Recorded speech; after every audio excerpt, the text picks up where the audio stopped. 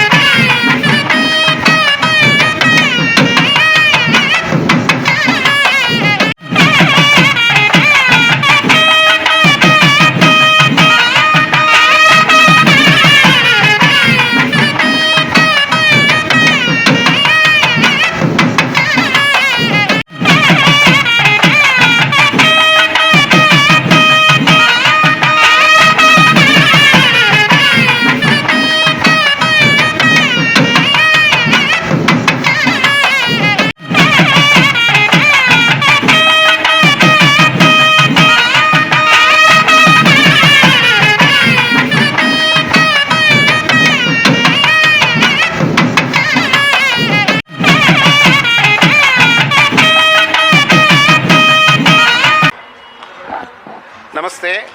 ಈ ದಿನ ನಮ್ಮ ದಿ ನ್ಯೂಸ್ ಪೇಪರ್ಸ್ ಅಸೋಸಿಯೇಷನ್ ಅವರಿಂದ ವಿಶ್ವದ ಹೆಮ್ಮೆಯ ಕನ್ನಡಿಗ ಅನ್ನೋ ಒಂದು ಪ್ರಶಸ್ತಿಯನ್ನು ಕೊಟ್ಟಿದ್ದಾರೆ.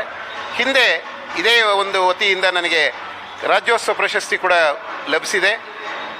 ಏನು ಅಂದರೆ, ನಾವು ಕನ್ನಡಿಗರಾಗಿ ಕನ್ನಡದಲ್ಲಿ ಹುಟ್ಟಿ, ಕನ್ನಡ ನಾಡಿನಲ್ಲಿ ಬೆಳೆದು ಕನ್ನಡ ನಾಡಿಗೋಸ್ಕರ ದುಡಿತಾ ಇರುವಂಥ ಒಂದು ವ್ಯಕ್ತಿಯನ್ನು ಗುರುತಿಸಿ ಅವರು ಈ ಪ್ರಶಸ್ತಿಯನ್ನು ಕೊಡ್ತಾ ಇರೋದು ನನಗೆ ತುಂಬ ಸಂತೋಷ ಆಗ್ತಾ ಇದೆ. ಹಾಗೆ ನಾವು ಅಷ್ಟೇ ಸಮಾಜದಲ್ಲಿ ನಮ್ಮ ಒಂದು ಕರ್ನಾಟಕದ ಒಂದು ಉದ್ಯಮಿಗಳಾಗಲಿ, ನನ್ನ ಒಂದು ವಾಸವಿ ಜ್ಞಾನಪೀಠ ಕಾಲೇಜ್ ವಿಜಯನಗರ, ಹಾಗೆ ಶ್ರೀ ಸುಬ್ರಹ್ಮಣ್ಯೇಶ್ವರ ಕೋಆಪರೇಟಿವ್ ಬ್ಯಾಂಕ್ ಅಧ್ಯಕ್ಷನಾಗಿ ನಾವು ಸಮಾಜ ಸೇವೆಯನ್ನು ಸಾಕಷ್ಟು ಮಾಡ್ತಾ ಇರೋದನ್ನು ಗುರುತಿಸುವಂತಹ ಒಂದು ಪ್ರವೃತ್ತಿ ನಡೆದಿದೆ. ಇದಕ್ಕೆ ನಾನು ಖಂಡಿತವಾಗಲೂ ಚಿರಋಣಿಯಾಗಿರ್ತೀನಿ. ಹಾಗೆ ಇಂಥ ಒಂದು ಸೇವೆಗಳನ್ನು ಮುಂದೆ ಮಾಡಬೇಕಾದ್ರೆ, ಯಾವುದೇ ಒಂದು ಸೇವೆಯನ್ನು ಮುಂದುವರಿಸಬೇಕಾದ್ರೆ ಒಂದು ಹುಮ್ಮಸ್ಸು ಬೇಕು ಅಥವಾ ಒಂದು ಎನ್ಕರೇಜ್ಮೆಂಟ್ ಬೇಕು.